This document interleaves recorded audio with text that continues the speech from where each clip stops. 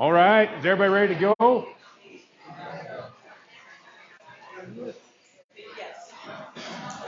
Thanks for coming, guys. We got a good crowd here tonight. Hopefully we can make this something we can do without headphones, microphones tonight. So if you are having trouble hearing any of the speakers, let us know, and we'll change things around or make it work for everybody. So feel free to come and go as far as grabbing food. The bathrooms are over here in the corner. You can go out around the lounge or right through this hallway here. And for you guys up front, sorry you have to turn around, but hopefully if you need anything, just help yourself. We're a pretty informal crowd here tonight. So my name is Casey Gruber. I'm the veterinarian at Red Lodge Vet Clinic, and we're gonna start off with a little bit of intro tonight. And our main topics are nutrition and colic. Nutrition being kind of the key focus here tonight. So myself and our guest speaker will be presenting a number of different topics. We will have time at the end for questions. Certainly we'll do our best to address them as they come during the talk, but in the interest of time, just note that we will certainly make that happen towards the end as well. And I wanted to first say thank you to all of our sponsors. And Dominique, we might just have to adjust that a bit. You can adjust that while I'm getting. If you can adjust that, see, we're just kind of out. Whatever you have to do. So, first off, I want to thank our sponsors. Key sponsor tonight, Boring near Ingelheim. I just butchered that name. We'll call them BI Pharmaceutical Company. Mr. Maury Ray from Lewistown is here tonight. He's our representative for this company, and this company produces a lot of products that equine veterinarians and horse owners use across the country. Some of these products on the screen here you might recognize. These guys are very helpful for equine vets in a lot of ways. Not only do they supply us these medications, but many of you may be aware that sometimes companies like BI provide opportunities to do testing or provide some sort of assistance for your horse in time of need. One area that they've helped us out a lot is testing for Cushing's disease, or PPID, which Dr. Keene will talk about a little bit later on tonight. But BI has been very supportive to us, and we appreciate them. And so if you get a chance tonight, Maury's here. He has a booth out front here with some of the information on their products. Say hi to him and thank him for support. Another sponsor we have is Midwest Industries, Veterinary Supply, MWI. These guys are really who brings us medications. They're our main supplier. And as you all know, in the last couple of years with COVID, supplies in general have been tough, especially medical supplies, but these guys have kept us going, and a really great support for tonight and our business. Also want to shout out to where we're at here tonight, the Elks Club, Beartooth Elks. These guys, certainly do a lot of things to help out the community, veterans and students, and we thank them for their time and allowing us to be here tonight. It's a nice venue, and we appreciate them. So join the Elks.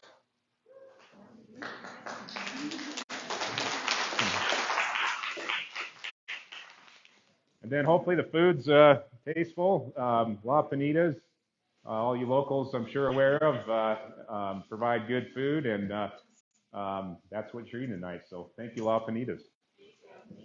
Thank you.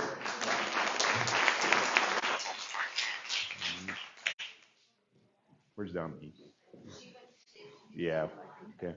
We'll work on the screen here a little bit, but I just want to spend a little bit of time going through what's been going on at Red Lodge Vet Clinic over this past year. We've had a busy year, and we'll introduce you to our staff here shortly, but just bring a couple of things up. Like I say, it's been a busy year, and we continue to get busier every year thanks to you guys and your support. Here's just a few pictures, some things that we've been doing throughout the year. Obviously, the flood in Red Lodge in June impacted a lot of people. Although we were spared in our location, we certainly had a lot of friends and family and clientele that were impacted. So we did our best to help out where we could to keep those people in comfort.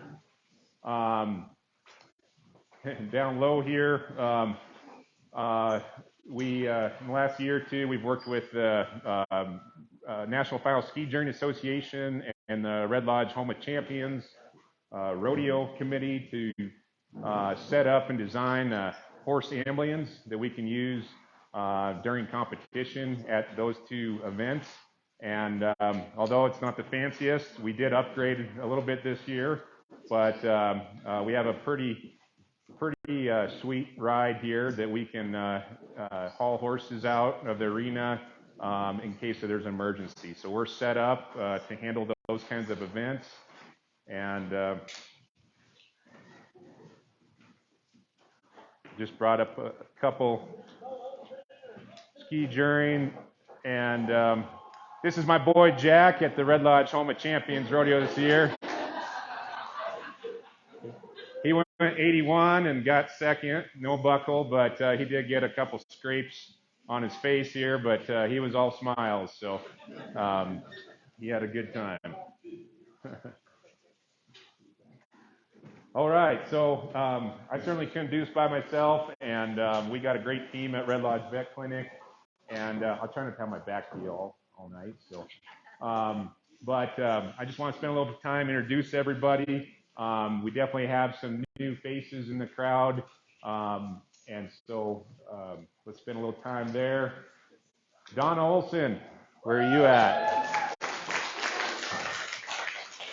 She's probably turning red right now, but Donna, you probably all have met Donna one way or the other on the phone or in the office. She's our main receptionist and basically the face and voice of Red Lodge Vet Clinic, and she does a great job communicating with all you guys, setting your appointments, and keeping us on our toes with scheduling. And so, Donna, thank you very much. Yep. Sorry. Dana, where's Dana? There's Dana. Dana is one of our veterinary technicians.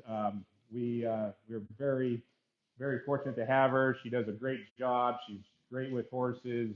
She knows her stuff, and she's very diligent about making sure that we are not only keeping track of what we need to do at the clinic, but also making sure that your horse, your pet, your animal, when it comes to the clinic, it's in the best of hands. So, Dana, thank you very much.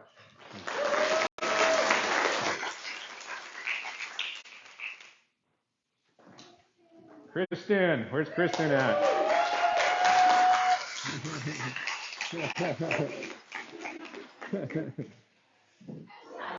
Yeah. Kristen, I'm sure you've seen, but you may have not heard her talk because she's pretty quiet. But she's definitely a great asset to us. She keeps things going. She's very hard worker, diligent about what she does, and when it comes to anything chicken related, I just refer to Kristen because she's a very avid avian expert. So thank you. Yeah.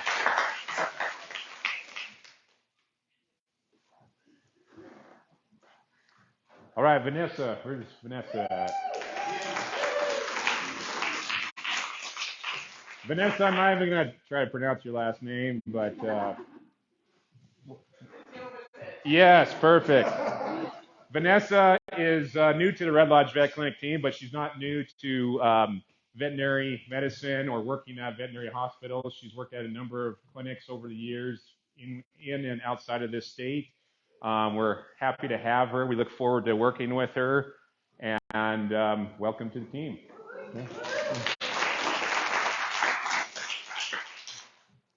And I certainly want to spend a little bit of time introducing Dr. Griffin. Where is Dr. Griffin? Yeah. Dr. Griffin's a veterinarian working with small animal, and she has joined the Red Lodge Veterinary Clinic team just recently this fall. She is a mother of 2 young boys and from the East Coast, and her husband Joseph live between here and Luther. They have a number of animals, and we're very happy to have Dr. Griffin here. She's worked at a number of clinics on the East Coast, and I'm convinced that someday she's going to make an excellent horse vet. And so, but we're thrilled to have her. She's a great asset to not only our team, but to you guys in the community with your small critters. So look for her face. She'll be at the clinic. So thank you, Dr. Griffin.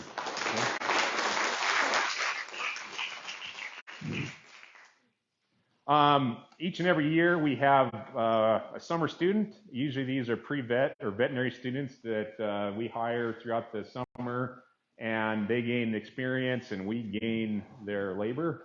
And this year we had 2 students, but our full-time student was Michaela. She's not here tonight. She's in vet school right now at Iowa State. And Michaela, can't say enough. We certainly enjoyed her. She did a great job for us. She's in her 2nd year of veterinary school, and I know she'll be a success. And she's promised already to come back and visit us next summer. So if you met Michaela, you're fortunate. She's a very bright, nice person, and she's going to make a great vet. And Chessa was our full-time summer student last year, and she came back for a couple weeks this year to help us out during a busy time of year. She just started her 1st year of vet school at Tennessee, and we're thrilled that she is on her way to her profession, and we thank her for all of her service. Also want to introduce Taylor. Taylor here tonight? Yeah, I think she told me she couldn't. So Taylor is a veterinary technician student at the University of Montana Western in Dillon, and she's currently in studies right now, but she did an internship with us this past spring and also spent some time working with us at the clinic, and we were very fortunate to have her. She did a great job, and I know that she's going to be an excellent veterinary tech when she gets done with school. So thanks, Taylor.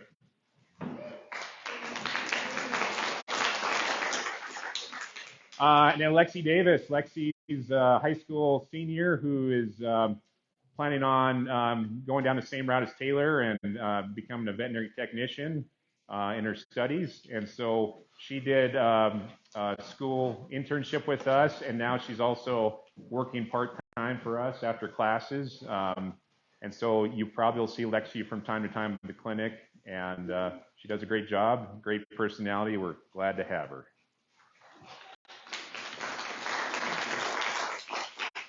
And then, of course, my beautiful wife, Dominique.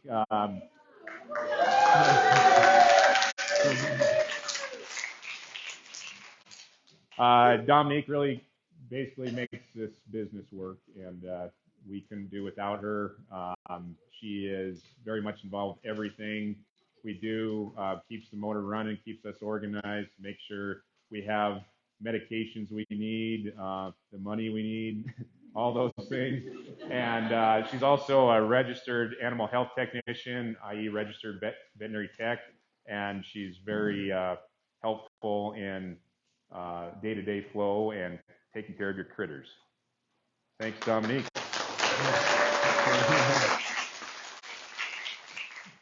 All right. So that's our team. So again, tonight's agenda, we're going to go through our programs here, and it's going to be a little bit back and forth between our guest speaker and myself. But like I say, we plan on having time for questions at the end. Our guest speaker tonight is Dr. Rob Keene. Dr. Keene lives in Logan, Montana, right near Three Forks. He's a veterinarian with Boehringer Ingelheim and also has an extensive experience as a private practitioner, horse vet back in his earlier career.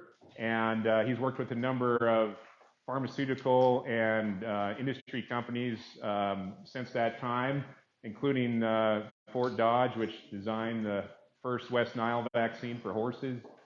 Dr. Keene has a special interest in respiratory disease in horses. Although it's not a topic tonight, Dr. Keene spends a lot of time giving talks and assisting with research in that avenue with the horse industry. So Dr. Keene, in addition to his veterinary experience, is a horse owner, and he also, him and his wife, run a farm and produce horse hay over by Three Forks there. And I think it'll be interesting to get some of his take as a hay producer on what he looks at as far as forage and nutrition. So welcome, Dr. Keene, and we will introduce him again here when he comes on stage.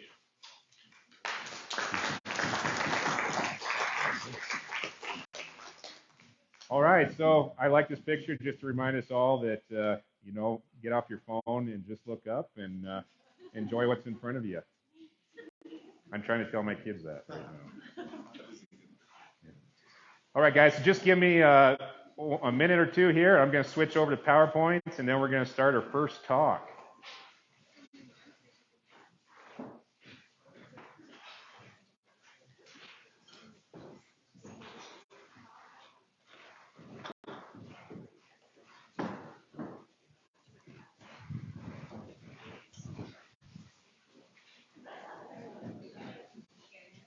You taking notes?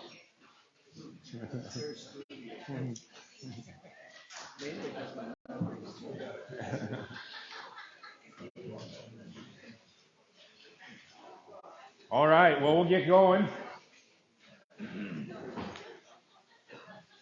So, equine nutrition. I've been wanting to do this talk for quite a while, but it's kind of a challenging talk, I think, and or a challenging subject to approach because, well, we all think we know the best when it comes to nutrition for ourselves and our animals. The horse is no exception, and it seems like it should be a fairly straightforward, simple topic, but there's a lot that goes with it. And my goal tonight is not to necessarily give you all the answers or all the information. That would require a lot of time, and we just don't have that. But I think it's important to say that this is always evolving, depending on where you're located at, what your resources are.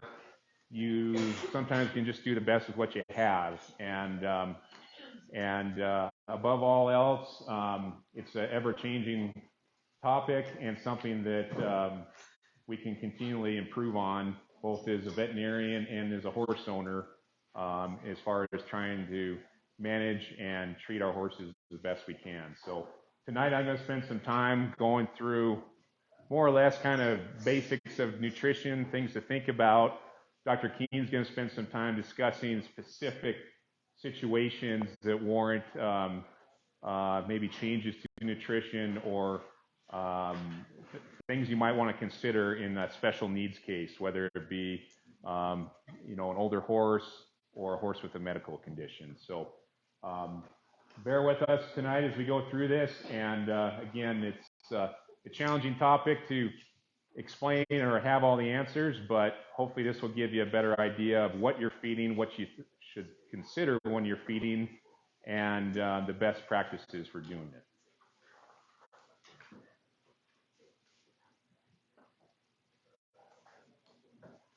So just start off with nutrition is obviously a very important component of how the horse and the animal operates. It serves a vital area for a lot of different physiology mechanisms and how the horse's body functions. And I think we all knew that before we got here, but it's just a good reminder that every one of the nutrients that we kind of bring up here tonight has its purpose. A lot of them can overlap, and some of them can be substituted for the other, but the overall summary is that a balanced diet between your different nutrients is essential, and in some cases that requires a lot of work. In other cases, it's very simple, and it just depends on the resources you have. So our key nutrients are these 6 guys here: water, protein, carbohydrates, fats, minerals, and vitamins. And we're going to go through all 6 of these briefly to kind of give you an idea of some things to think about and how we can provide them. So I think it's also important to say that different feeds have different nutrients, but in general, they all tend to carry the same 6 nutrients, but in different concentrations or qualities. So really the amount of each nutrient is more important than what kind of nutrient it is. And so, just like this picture over here with the different types of alcohol, they're all different, but they all have alcohol in them, and they differ in concentration, no different than a bag of feed. It may have the same nutrients from one bag to another, but you really got to break it down and look at the analysis or the ingredients to really know how much of what nutrients you're feeding at any one time. Water, no big surprise, is one of the key nutrients, and it's a big player in the body, the horse's body, our body, all animals' bodies. And, just for example, the horse's body is roughly made up about 70% water as it is. So for a 1,000-pound horse, you're looking at 700 pounds of water in that horse. Think about all the cells. Think about that gut, blood volume, all that. Every tissue in the body has some water at one time or another. And so it's a big component of the horse's overall health. And certainly we have to be aware that dehydration can be a problem. And sometimes that's an obvious criteria for dehydration. We work the horse, it's a hot day, we expect it or we anticipate it. But other times it could be changes in the weather, which we'll talk about later, or changes in environmental temperature that could cause dehydration. So as a horse owner and as a vet, we need to be aware of some of the things to look at if a horse may be dealing with dehydration. And these on the bottom: dry gums, elevated heart rate, CRT, capillary refill time. Does anybody know what that is? What's that?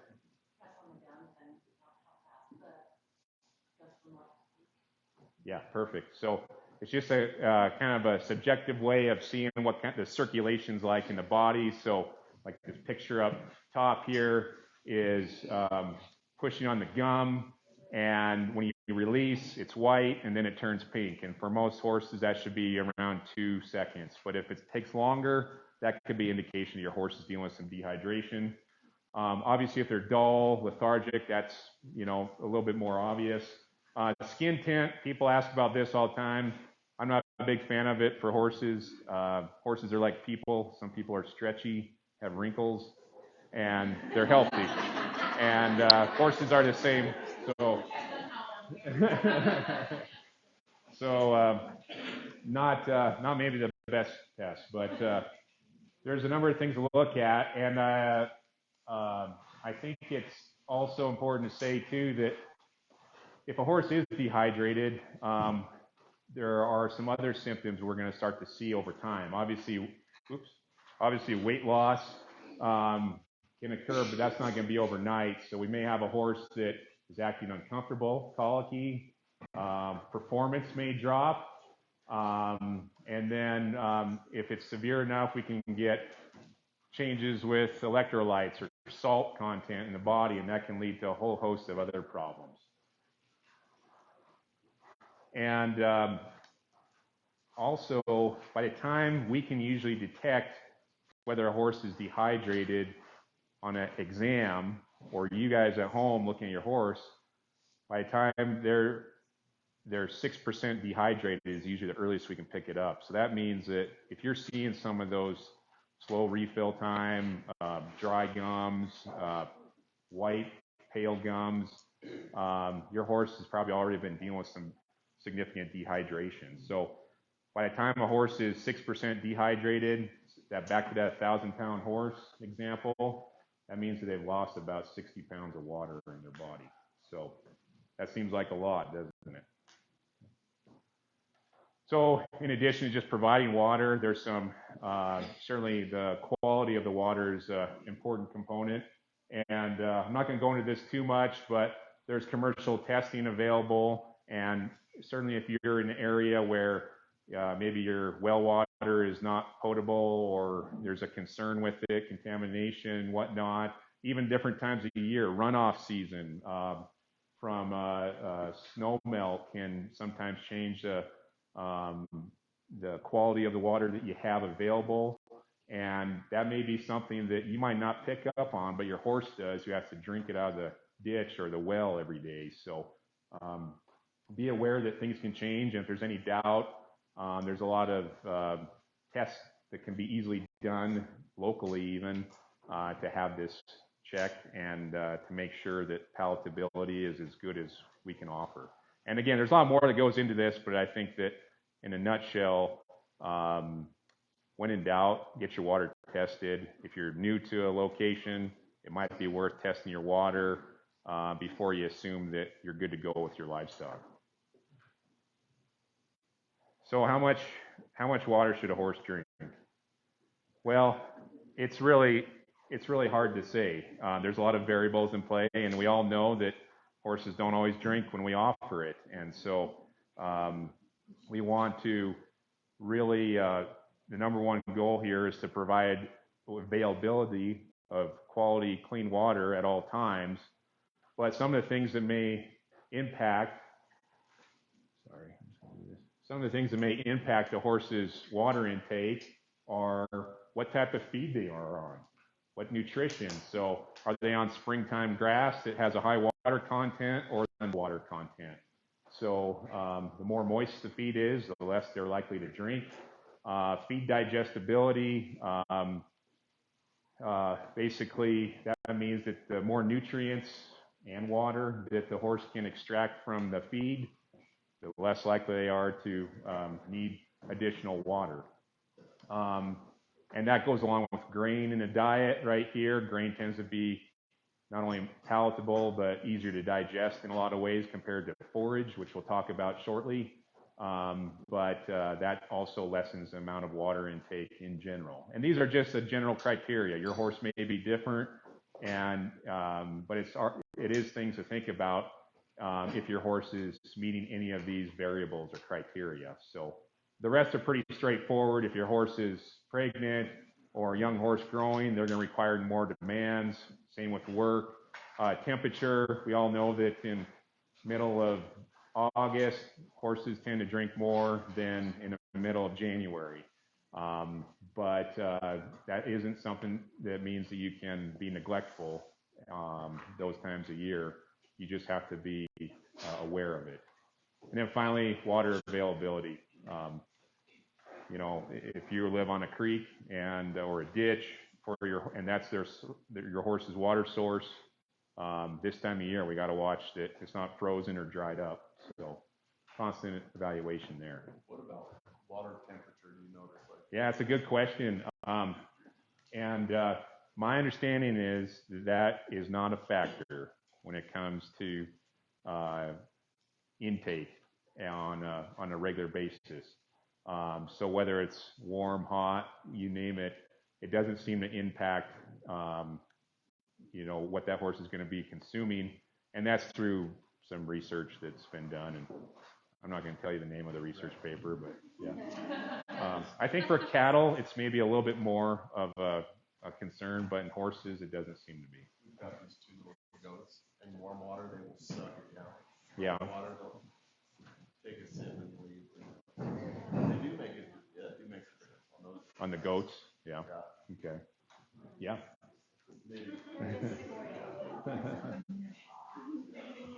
So we'll move from water to our next nutrient, protein. Proteins are made up of amino acids, and amino acids are kind of like the building block that helps a lot of essential elements in the body, or not elements, but physiology, mechanisms, catalysts, you name it, energy production. Amino acids are a big component, and there's essential and non-essential amino acids, and that means that the horse can produce some of these on their own. Others they require to be fed in their nutrition. Luckily, most of these amino acids that are needed for the horse are in almost all of our everyday feeds that we commonly give horses. One exception is lysine, or I say not an exception, but I bring up lysine here. That is one of the essential amino acids that the horse does require in its nutrients. Again, it is common in a lot of feedstuffs. These are just two examples, canola oil and soybeans. Lysine is high in those areas, so that might be something to consider as a nutrient supplement. But what the point I want to bring up lysine is that it is essential to protein production and other mechanisms in the body. It is something that we do need to feed. And if you all have ever heard of herpes virus, which affects all animals, horses are no exception. Lysine is a component that can aid the horse's immunity to that particular disease. And so you hear about people putting lysine cream on their cold sore. We can feed lysine the horses, and that can sometimes minimize, say, reoccurrence of a herpes virus infection. So proteins, their digestibility in grains is generally better than in forages, and I'll talk about that shortly. And I just bring up alfalfa because alfalfa tends to be a higher source of protein compared to other hay types that we commonly give. Proteins obviously are important for muscle development and energy in the body. Energy is certainly a component of what powers the body and the cells that make it up. We'll talk more about energy shortly, but protein is a way that the body can basically metabolize and produce energy from what it gets from the feed. So if we're low on protein, or a horse is low on proteins, here are some of the symptoms that may come up: weight loss, poor hair coat, decreased appetite, and poor performance. And again, those can be caused from any number of reasons. Maybe it's just poor feed or bad hay